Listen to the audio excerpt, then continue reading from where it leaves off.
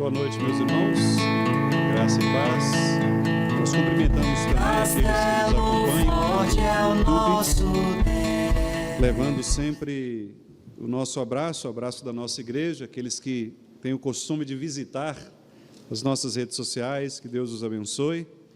E nós vamos dar continuidade, irmãos, às exposições que estamos fazendo nos 10 mandamentos. Para isso eu convido a igreja para abrirmos em Êxodo, capítulo 20, nós vamos ler hoje o versículo 14.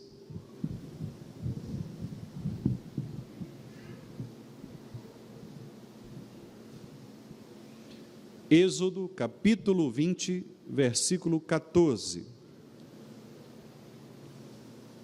Vamos ler juntos. Não adulterarás. Mais uma vez, não adulterarás. Vamos orar. Senhor nosso Deus, como nós já pedimos ao Senhor nesta noite, reiteramos agora o nosso desejo de que o Senhor possa falar aos nossos corações por meio da Tua santa palavra. Ó Deus, se há em nós algum caminho mau, retira, ó Pai, qualquer ruído que porventura possa ser obstáculo para a compreensão de Tua mensagem. E que possamos todos nós, a começar de mim, recebermos a iluminação de Teu Santo Espírito para discernirmos entre o bem e o mal, e assim, ó Deus, andarmos conforme a Tua santa vontade. Mais uma vez nós Te rogamos, perdoa-nos os nossos pecados, livra-nos do mal, não nos deixes cair em tentação, e nesta hora, ó Deus, abra nossos corações e fale conosco pelo poder de Teu Santo Espírito. É isto que nós Te pedimos no nome de Jesus. Amém. Meus amados irmãos, nós agora iniciaremos a exposição deste 7º mandamento. De todos os mandamentos, este talvez seja aquele que modernamente tem trazido mais incômodo aos nossos corações, em razão da cultura na qual nós estamos inseridos. Uma cultura que é uma cultura anti-Deus, uma cultura que tenta produzir comportamentos contrários e que afrontam, transgridem a ordem do Senhor quanto às relações conjugais. Portanto, será necessário coragem, será necessário nós abrirmos o nosso entendimento, será importante que nós nos avaliemos para que este mandamento de fato cumpra o propósito em nossos corações, em todos nós, a começar de mim e todos os irmãos, para que juntos nós aprendamos a respeito daquilo que o Senhor quer nos ensinar a partir deste 7º mandamento. Nós tocaremos aqui em algumas situações bastante sensíveis, falaremos a respeito de comportamentos que têm sido comuns em nossa sociedade e que por vezes têm trazido até mesmo algum tipo de perseguição, de pressão aos pregadores do Evangelho quando apontam as transgressões deste mandamento, mas que também podem, muitas vezes, afetar o nosso próprio relacionamento como igreja, porque todos nós, ao olharmos no espelho da lei de Deus, nós nos veremos diante dos mandamentos do Senhor. E, meus amados irmãos, a importância do estudo da palavra está exatamente no fato de nós sermos alcançados por esta palavra.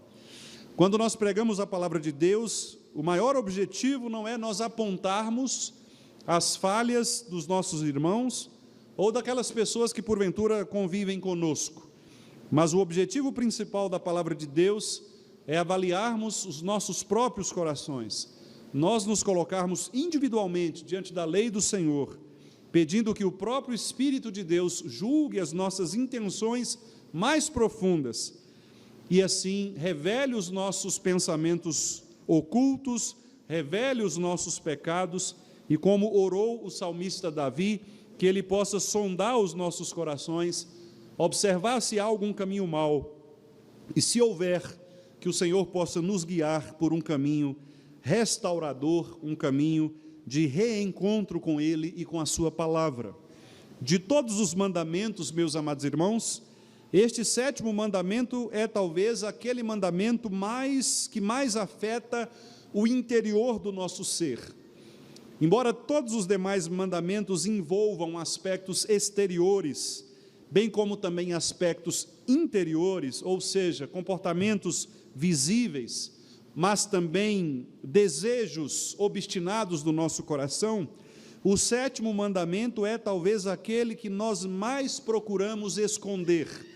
E a razão pela qual nós fazemos isto é porque o pecado que mais é combatido no 7º mandamento é o pecado de produzir em nosso coração a lascívia. E a lascívia é, de acordo com a palavra de Deus, aquele desejo sexual desordenado. Deus nos criou como seres sexuais. Ele criou o homem e a mulher, macho e fêmea, com os desejos sexuais apurados, para que eles pudessem glorificar a Deus por meio também do sexo. Todavia, a queda de Adão e Eva produziu um desvirtuamento, uma transgressão no olhar do ser humano a respeito deste desejo sexual sadio implantado por Deus em nossas vidas. E os irmãos vão se lembrar que a primeira grande demonstração da queda foi exatamente quando homem e mulher perceberam-se diante um do outro que eles estavam nus. A nudez naquela situação foi exatamente um modo de Deus mostrar que o sexo havia sido criado para ser algo bom. No entanto, com a queda ele foi pervertido. Homem e mulher passaram a perceber a sua nudez, e a nudez então passou a ser um símbolo daquilo que é o escancaramento de tudo que nós somos. Quando nós nos colocamos diante de Deus, nós nos colocamos nus, sem qualquer tipo de cobertura, sem qualquer tipo de proteção, porque Deus vê todas as coisas que há em nós, Deus tudo vê em nós. Não há, portanto, quem possa estar diante do Senhor de maneira oculta, de maneira escondida, mas Deus, com o seu olhar de fogo, penetra no mais profundo do nosso coração e conhece, meus amados irmãos, os nossos desejos mais ocultos. Por isso, embora nós possamos e tentemos esconder das pessoas e até mesmo fingir para nós mesmos desejos lascivos, desejos sexuais desordenados, todos nós, em alguma medida, já fomos afetados por este pecado. Todos nós, em alguma medida, já cultivamos no nosso coração e na nossa mente desejos impuros, desejos sexuais contrários àquele para o qual nós fomos criados. E é por isso que falar deste mandamento, portanto, como eu disse, é de fato desafiador, porque ele vai, meus amados irmãos, à medida que for exposto, ele vai revelar o mais profundo do nosso interior e vai mostrar que diante de Deus, todos nós estamos verdadeiramente nus, sem qualquer tipo de cobertura, sem qualquer tipo de proteção, porque nós estamos postos diante da lei de Deus, como que num espelho, onde nós contemplamos todo o nosso corpo despido diante do Rei do Universo. Meus amados irmãos, o nosso Senhor, Ele criou homem e mulher, o Deus Criador de todas as coisas, depois de ter criado as formas, a geometria do mundo, do universo, depois de ter preenchido as formas com o seu conjunto de coisas, com os seres que habitariam e que povoariam, Ele criou então o homem criado à semelhança e à imagem de Deus. Portanto, este homem possui tudo aquilo que Deus comunicou a ele, como os seus próprios atributos e as suas perfeições. Um homem que sabia o que era beleza, um homem que sabia o que era bondade, o que era amor, um homem que olhou para a criação e percebeu na criação reflexos do sublime poder de Deus e da beleza de Deus, um homem que podia esperar e viver no paraíso criado por Deus para que ele pudesse cultivar. No entanto, ao observar ao redor, este homem percebeu que ele também estava sozinho. E Deus, sendo o Criador de todas as coisas, tendo criado todas as espécies com o seu par, criou agora para o homem a sua companheira, a mulher. E diz o texto bíblico de Gênesis que Deus tomou da costela do homem, criou a mulher e entregou ao homem esta mulher. Deus levou até o homem a sua esposa, e aquela esposa criada por Deus foi contemplada pelo homem como sendo osso do seu próprio osso, carne da sua própria carne. O homem percebeu a beleza da criação de Deus naquela escultura que Deus havia agora entregue para ele. E assim, meus amados irmãos, estes dois seres criados por Deus, homem e mulher, viviam felizes no paraíso, viviam compartilhando das suas emoções, viviam compartilhando da imagem e da semelhança de Deus, até aquele dia fatídico no qual eles foram tentados pelo diabo, prefigurado na serpente, e assim caíram.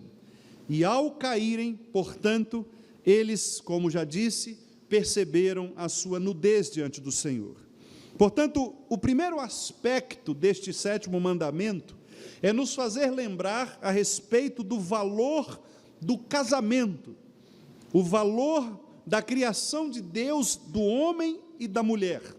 Por isso, quando nós olhamos para o mandamento, a primeira imagem, a primeira mensagem que nós temos aqui é a mensagem de que duas pessoas solteiras, elas se encontram e decidem criar entre si, estabelecer entre si um pacto, uma aliança.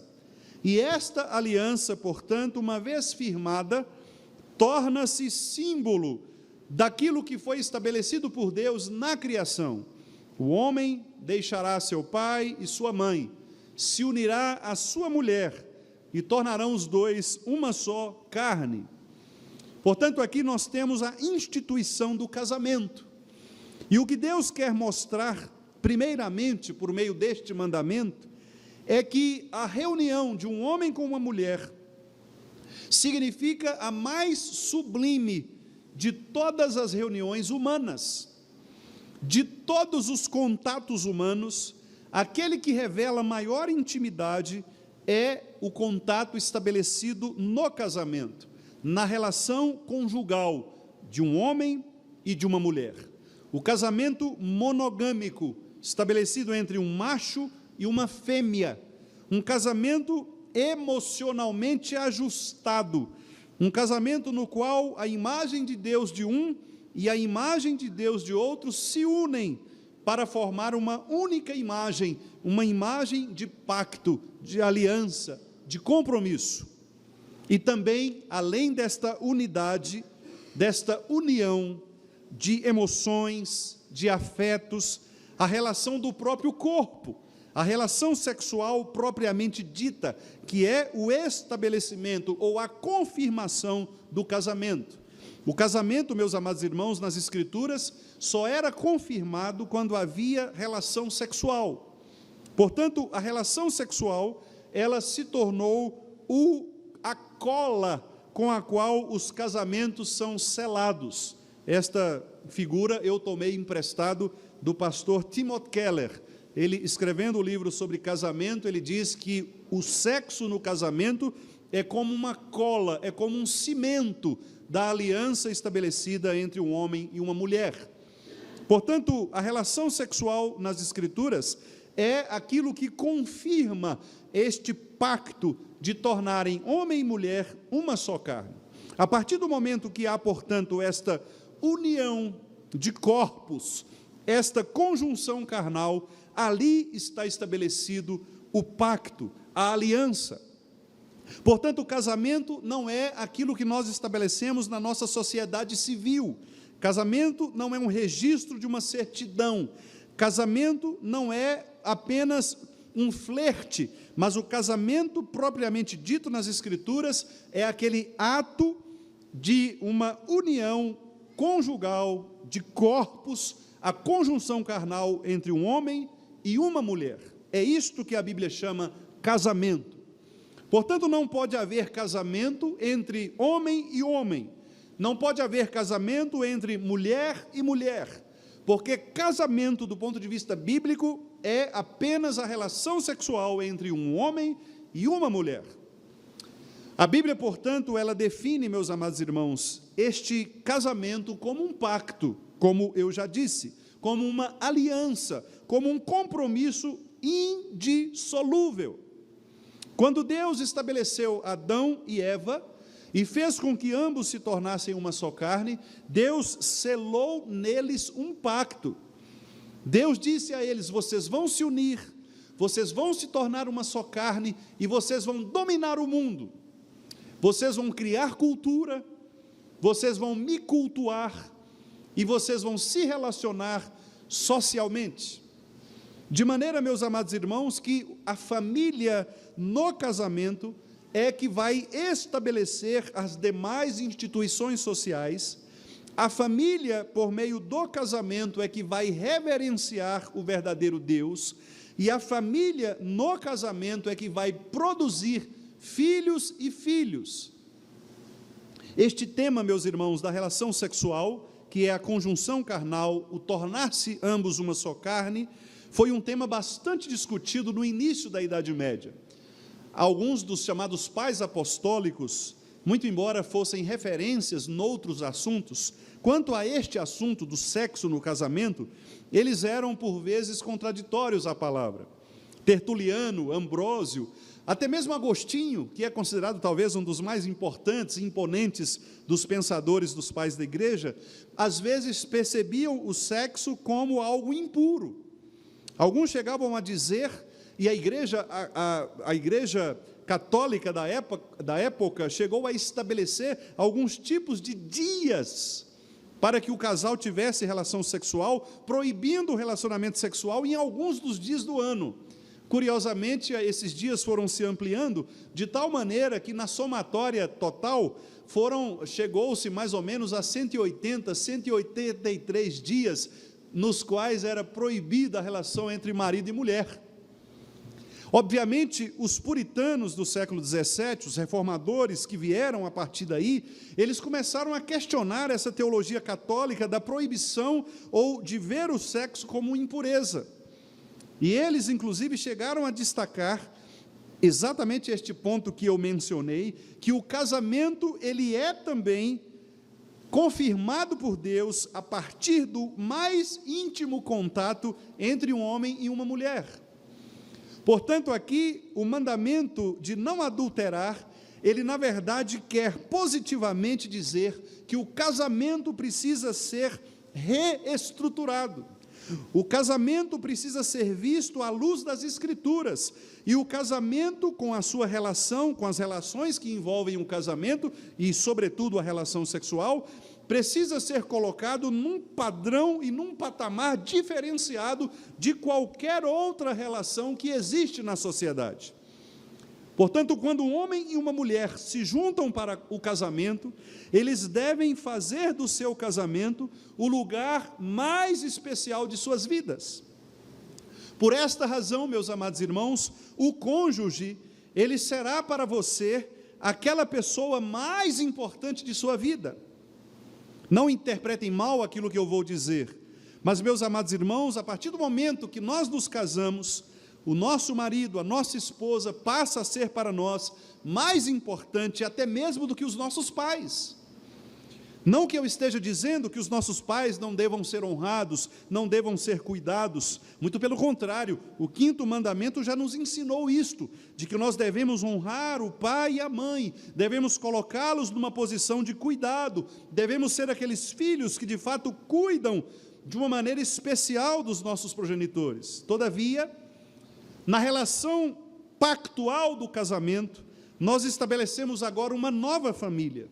Portanto, a minha esposa deve ser para mim aquela que é mais importante da minha vida. O esposo deve ser para a esposa aquela pessoa mais importante, e eu vou dizer ainda mais importante do que os próprios filhos. Os filhos são bênçãos do Senhor, os filhos são presentes de Deus, mas entre o seu filho e a sua esposa, você deve optar pela sua esposa. Entre os seus filhos e o seu marido, você deve honrar e amar o seu marido. Este ensino, obviamente, não é muito simpático à nossa cultura feminista, à nossa cultura progressista, a esta cultura leniente com os menores de idade. Mas este é o ensino bíblico. Em toda a Escritura, os irmãos perceberão, tanto no Antigo Testamento, quanto nas palavras de Jesus, quanto nas palavras dos apóstolos, todos eles elevam o casamento, a relação entre marido e mulher, como a sociedade mais importante, tão importante, que os apóstolos chegam a usar esta imagem do casamento para também simbolizar, significar a imagem de Cristo com a sua igreja. A noiva é a igreja, Cristo é o noivo. Na relação que há uma aliança, um pacto, um verdadeiro compromisso, uma promessa que deve ser mantida até o fim. O mandamento, portanto, amados irmãos, mostra que a família é o núcleo principal, constituído de um homem e de uma mulher, marido e esposa, aqueles que foram criados por Deus, juntados por Deus para cumprirem os mandamentos do Senhor, especialmente cultuá-lo sobre todas as coisas, fazer com que a sociedade se estabeleça a partir deste padrão e fazer com que esta sociedade ela produza frutos que sejam frutos benéficos para a vida da família. Vocês percebem, amados irmãos, como Satanás permanece o mais sagaz de todos.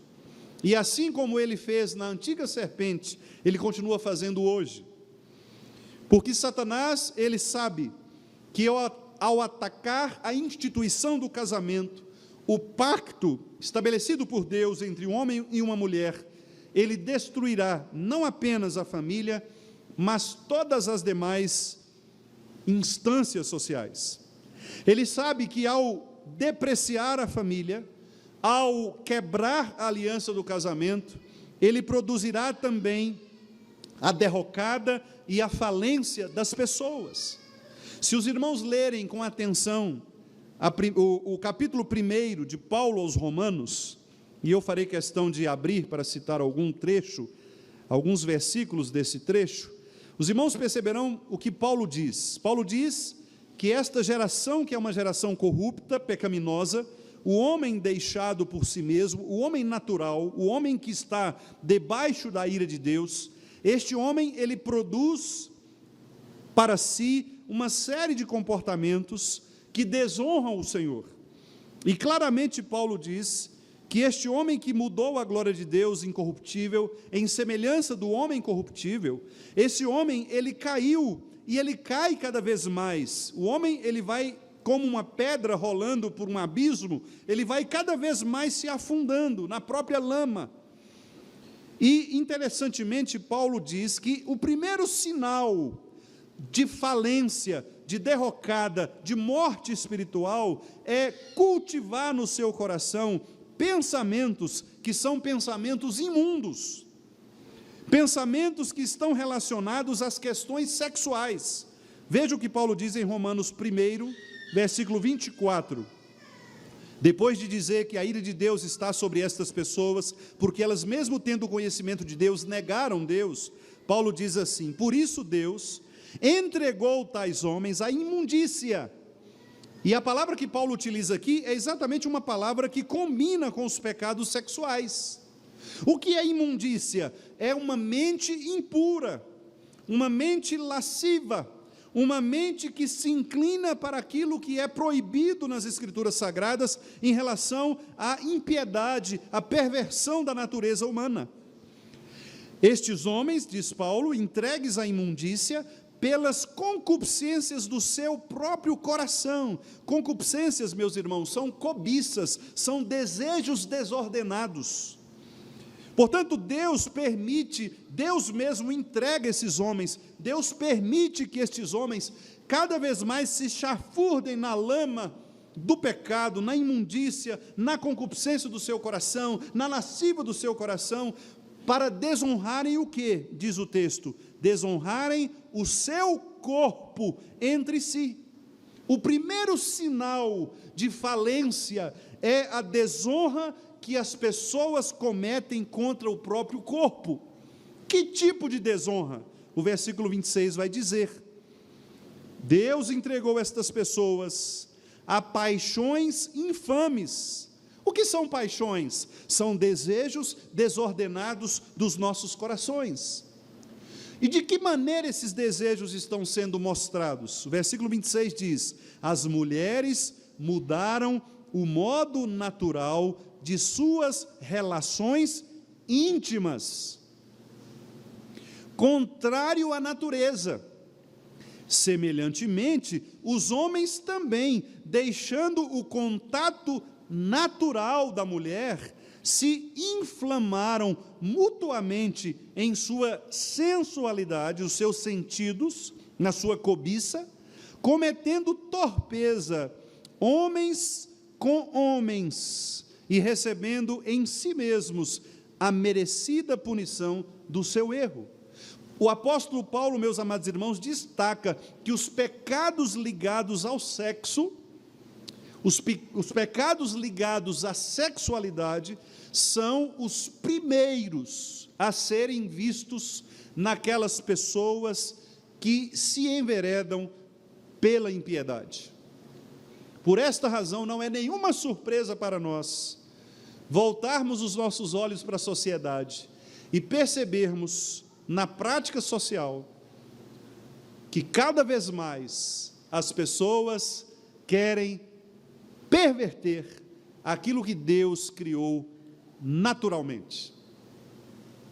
Portanto, ataques contra a sexualidade ordenada, ataques contra a instituição da família, ataques contra o casamento entre um homem e uma mulher somente, sempre serão pautas de quaisquer governos ímpios, porque a impiedade do coração do homem faz com que, primeiramente, ele desonre o seu próprio corpo, porque ao ter sido criado por Deus de uma maneira, o pecado perverte o coração, para que os olhos agora não contemplem mais a obra criada por Deus, mas o homem, desejando ser Deus de si mesmo, criador de si mesmo, inverte, transgride, adultera aquilo que Deus estabeleceu na ordem da criação.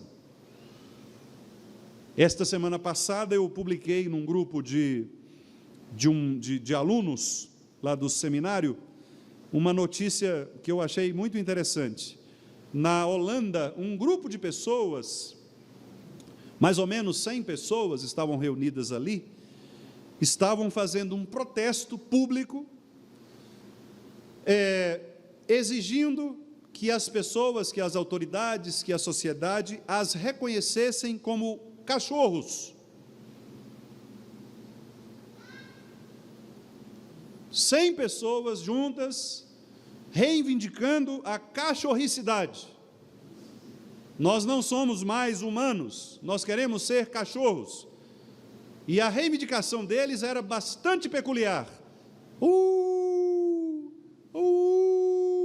Óbvio, o cachorro não fala holandês, a não ser que haja algum tipo de au-au que seja em holandês. Eles uivavam. Meus amados irmãos, a que ponto chega a perversão da mente humana? Podem pesquisar isso, eu não estou brincando, é real. Não é piada, não é teatro para criança. Pessoas que pervertem a sua condição natural. Gente que foi criada macho, mas não quer ser macho. Gente que foi criada fêmea, mas não quer ser fêmea. Gente para quem Deus estabeleceu o relacionamento conjugal, mas que não aceita o relacionamento conjugal conforme Deus prescreveu e ordenou. Portanto, meus amados irmãos, neste primeiro mandamento, nesta primeira mensagem deste mandamento, a minha tônica é dizer: nós precisamos, de fato, voltar às Escrituras para examinarmos cuidadosamente o que é o casamento. Deus, tendo criado homem e mulher, estabeleceu uma relação monogâmica, macho e fêmea, estabeleceu um contato carnal, sexual entre homem e mulher, para que eles pudessem, a partir daí, produzir vida, cultura, sociedade e, sobretudo, pudessem adorar a Deus em família. Por esta razão, o nosso Senhor proíbe qualquer tipo de outro relacionamento íntimo que não seja com o seu próprio cônjuge. E isso seria suficiente para nós apontarmos vários tipos de pecados que muitos têm cometido, e talvez nós mesmos em nossas mentes e corações tenhamos cometido, cometamos, estamos sujeitos a tentações desse tipo, porque o mandamento agora mostra que os meus olhos precisam ser só dos teus olhos, como dizia Vinícius de Moraes numa poesia romântica. Olhando para sua esposa, diga: os teus olhos são só dos meus olhos. Isso é Vinícius de Moraes. É o amor que é celebrado como aquele que infelizmente não é praticado. O amor vazio de nossa cultura. Mas o amor bíblico é estabelecido por Deus neste contato absolutamente radical de uma aliança entre um homem e uma mulher. Por isso, meus amados irmãos, o divórcio é proibido no 7º mandamento. Eu sei que por vezes, e nós encontramos esta situação nas igrejas, eu sei que há irmãos que se divorciaram, há pastores que se divorciam, há pessoas de nossa família que se divorciam, mas o divórcio, eu preciso dizer, não é ordenado por Deus. O divórcio é somente porque os nossos corações são duros, porque nós somos pecadores, e não sabendo nos relacionar com o outro, nós então preferimos romper o pacto que nós antes havíamos estabelecido. O casamento é assim para sempre, até que a morte nos separe. O divórcio é uma exceção, mas é uma exceção que claramente é dita por Deus para Moisés e depois replicada por Jesus Cristo na sua pregação no Sermão da Montanha, Mateus capítulo 5, 6 e 7, quando ele diz então que o adultério, o divórcio, melhor dizendo, foi uma concessão, foi um tipo de permissão, de longanimidade, de compaixão de Deus, por causa da dureza do coração. O divórcio é um atestado de que você é pecador, de que você não teve a paciência necessária, não teve o coração necessário para perdoar, para caminhar junto, para conviver com o outro. Se você tem um papel de divórcio, é isso que você está dizendo para as pessoas: eu não fui suficientemente paciente, longânimo, compassivo, misericordioso, eu não soube perdoar, eu fui irado, eu não cumpri o meu papel, por isso, por causa disso, Deus concedeu a mim a permissão para demonstrar isso para as pessoas. Mas se você ainda não se divorciou, ou se você se divorciou e agora se casou novamente, se você é solteiro e vai se casar, saiba que o casamento é uma instituição do Senhor para sempre, porque o casamento é o compromisso, o pacto estabelecido por Deus para sempre. Por isso, ao entrar num relacionamento, jovens solteiros, não entrem para arriscar, não entrem para fazer um test drive. Rogue a Deus que mande, assim como Ele mandou Eva, que Ele entregue a você, a sua esposa. Meninas, peçam a Deus que tragam até você o seu esposo, para que neste relacionamento vocês possam se comprometer desde o início a lutarem juntos, um pelo outro, não permitindo que os pecados de vocês sejam razões para que vocês se afastem um do outro. Há pessoas que dizem, mas o namoro é apenas para a gente conhecer. Nananina, não. Não há isto nas Escrituras. Na Escritura tem casamento. Se você decide namorar, não venha com aquela história, se não der certo, eu troco. Não, se não der certo, eu vou insistir, eu quero me casar com você. Nós vamos resolver juntos os problemas. Juntos. Porque se você aprende a se separar, se você aprende a não resolver os problemas, no casamento vai ser a mesma coisa. Isso é igual ordenação, meus irmãos. Ordenação não muda caráter de presbítero e de pastor. A água do batismo não muda caráter de ninguém. Não pense você que ao ser ordenado você vai se tornar um santo a partir de agora. Você vai permanecer quem você é. O casamento é a mesma coisa. Se você é daquela forma, quando você se casa, você vai piorar. Porque agora você vai ter que ter ao seu lado alguém que vai controlar você. E você vai ser ainda mais testado nos limites da sua individualidade. Então não venha com aquela, não, pastor, meu namorado, ele é gente boa, de vez em quando, ele fica nervoso, sabe, pastor, mas quando a gente casar vai melhorar. Vai não, quando casar ele vai bater em você. Se ele é capaz de te agredir hoje, no namoro, quando casar ele vai te agredir mais ainda. Ah, pastor, minha namorada, ela não aceita as coisas que eu falo, mas tudo bem, pastor, quando a gente casar, não, quando casar ela vai mandar em você, aí que ela não vai aceitar mesmo.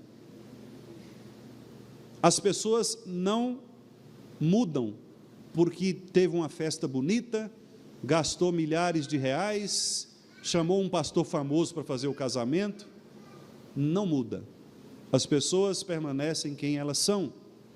E é por isso, meus amados irmãos, que a palavra de Deus existe, para nos acusar. O que Paulo escreveu lá em Romanos, capítulo 3, versículo 19, a lei serve para mostrar o quão pecador nós somos. Quando nós estamos diante da lei de Deus, não tem para onde correr, todos nós estamos implicados aqui. Então a palavra que eu estou dizendo para vocês, ela é para mim também, porque eu preciso, na minha luta diária do meu casamento, lutar pelo meu casamento também, como vocês lutam, e eu preciso levar a sério esta instituição que é sagrada, porque foi criada por Deus, na criação, meus amados irmãos. Veja que coisa maravilhosa, nem mesmo a igreja foi criada por Deus nos 6 dias da criação. O homem foi criado por Deus na criação, e na criação, logo na sequência dos dias, ele estabeleceu o casamento. Portanto, a família, ela é mais importante, o seu casamento, a sua esposa, o seu esposo é mais importante do que qualquer outra instituição. É isso que o mandamento quer nos ensinar. O povo de Israel, por vezes, queria se relacionar com culturas pagãs. Os homens se encantavam com as mulheres bonitas de outros países, e Deus sempre dizia, não se misture.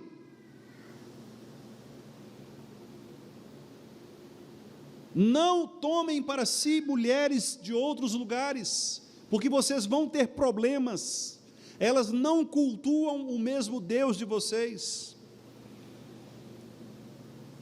elas vão trazer para dentro da sua casa um outro tipo de adoração. Não façam isso. No entanto, por causa da dureza do coração, por causa do pecado, as pessoas faziam isso. E Deus o tempo inteiro dizendo: preservem aquilo que eu criei do modo como eu criei. Portanto, meus amados irmãos, não adulterarás. É um elogio ao casamento. Aqueles que estão aqui hoje, que são casados, valorizem o seu casamento. Tratem o seu casamento como uma verdadeira joia. Tratem a sua esposa, o seu esposo, como o bem mais precioso que você tem. O bem mais precioso. Se você, marido, tiver um pedacinho de bolo para comer à noite, os dois tiverem com fome, dê para a sua esposa. Eu estou falando sério. Pense nela antes de pensar em você. Da mesma forma, as esposas, pensem nos seus maridos antes de pensar em vocês mesmas. É isso que mantém, meus amados irmãos, a unidade pactual. O que quebra a unidade pactual entre nós e Deus é quando nós, por causa do nosso pecado, pensamos mais em nós do que em Deus. O que é o pecado? Senão quando nós queremos agradar a nós mesmos mais do que agradar a Deus. Da mesma forma, no casamento. No casamento, quando nós queremos agradar mais a nós mesmos do que ao nosso cônjuge, nós estamos fazendo a mesma coisa que fazemos em relação a Deus. Deus permanece fiel no seu pacto. Ele diz: eu vou cuidar de você, eu vou proteger você, você é a minha noiva. Mas a igreja volta as costas para Deus, trata Deus com irreverência, trata Deus de maneira transgressora, quebra a aliança. Por isso o casamento deve ser visto como o lugar mais precioso. Meus amados irmãos, aqueles que são casados devem sonhar voltar para casa depois de um dia de trabalho. Se você, marido, não fica louco para voltar para casa e encontrar sua esposa, tem algum problema. Porque sua maior paixão tem que ser sua esposa. Se você, esposa, queria estar em outro lugar para não encontrar seu marido, tem algum problema. Você foi feito para ela, ela foi feita para você. O não adulterar começa aí, meus irmãos. Se nós encontramos plena satisfação, plena alegria dentro de casa, nós não precisaremos buscar em nenhum outro lugar. Se você encontra na sua esposa, no seu esposo, a verdadeira adoração a Deus, se você chega em casa, ela tem palavras bíblicas para você, ela traz consolo do Senhor, se ela chora junto com você no seu sofrimento, se ela sorri com você na sua alegria, se ela te aconselha, se ela te repreende, você não vai precisar estar em outro lugar, porque você sabe que ela vai te pastorear, e vice-versa. Se você encontra no seu esposo, além deste pastoreio, a segurança emocional, se você não precisa se aconselhar com outro homem, mas você pode se aconselhar com seu marido, abrir seu coração, derramar suas agruras, e você perceber nele um verdadeiro pastor que te acolhe, que te abraça, você não vai precisar procurar outra pessoa para se aconselhar, correndo o risco de, numa carência emocional, ser laçada por esses urubus que ficam por aí. Se você encontra dentro de casa uma relação sexual saudável, que te esgota, os irmãos entendem o que eu estou falando, não se façam de desentendidos, precisa esgotar. O texto que nós lemos de Provérbios Eu não vou poder me aprofundar, meus irmãos, nós temos, o horário não permite, ok? O horário não permite. Depois, no encontro de casais, eu falo sobre isso. Olha, o texto que nós lemos, de Provérbios 5, diz assim, versículos 15 e 16. Quem tem ouvidos para ouvir, ouça.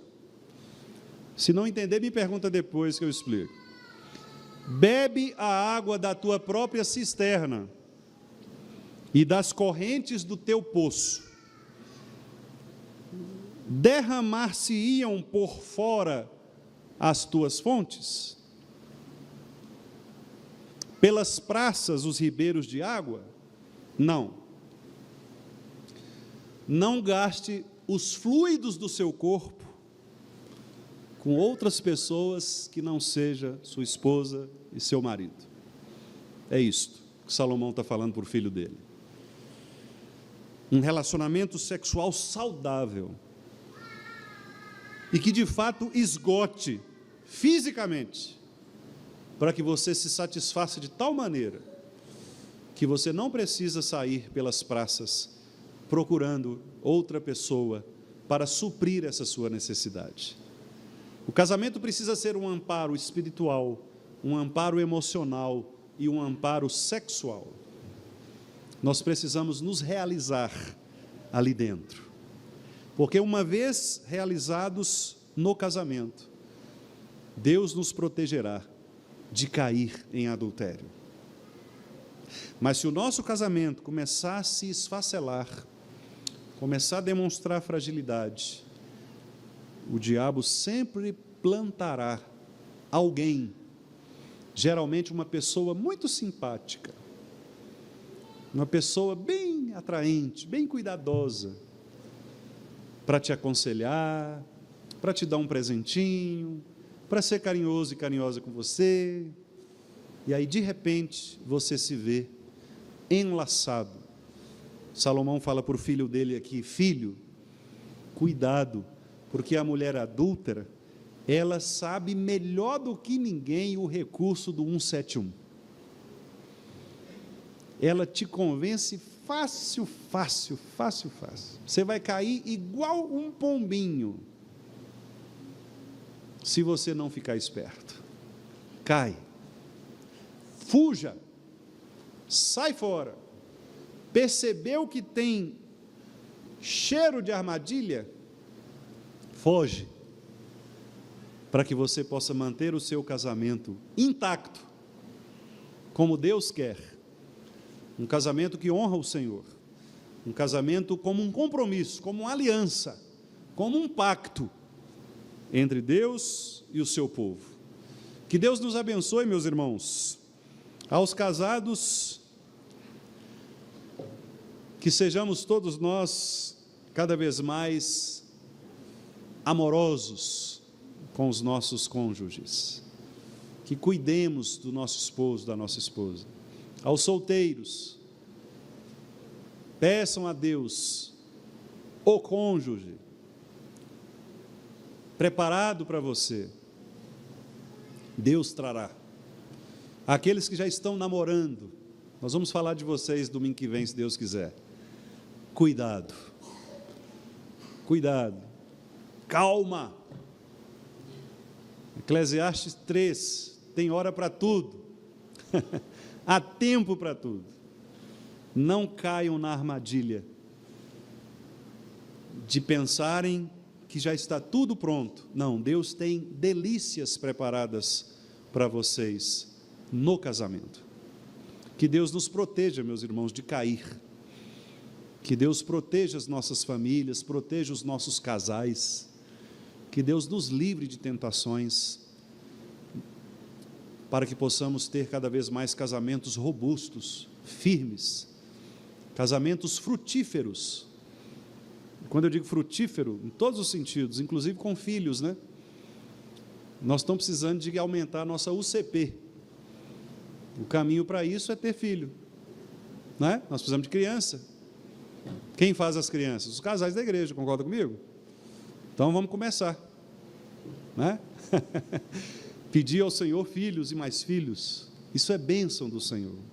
Que Deus nos abençoe, queridos irmãos, e nos guarde, e nos faça cada vez mais abertos para ouvirmos e para obedecermos a sua santa palavra. Amém, meus irmãos.